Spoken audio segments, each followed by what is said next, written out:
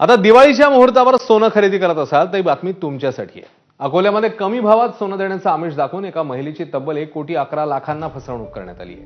या प्रकरणी पोलिसांनी अमोल नेरकर, मनोहर नेरकर, प्रेम गावंडे आणि नितेश महल्ले या चौघांना अटक केली।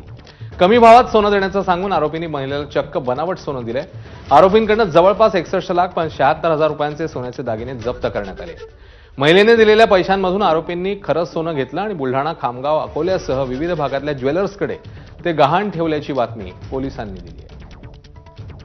त्यांच्या परिचित व्यक्ती आहे ज्यांनी त्यांचा विश्वास संपादन करून त्यांना सुरुवातीला कमी डिस्काउंटमध्ये सोनं देतो असं सांगून सुरुवातीला त्यांनी ओरिजिनल सोने दिले व नंतर विश्वास संपादन केल्यावर त्यांच्याकडून वेळोवेळी नगदी स्वरूपात पैसे घेऊन त्यांना नकली सोने व चांदी असा मागील 1.5 वर्षात 1,14,00,000 नकली सोने चांदीची त्यांना ऐवज दिलेला होता। अशी तक्रार आमच्याकडे दाखल झाली होती। सदर तक्रारीच्या अनुषंगाने आम्ही आरोपींना अमोल नेरकर, मनोहर नेरकर, नितेश महल्ले या तिघांविरुद्ध गुन्हा दाखल केला।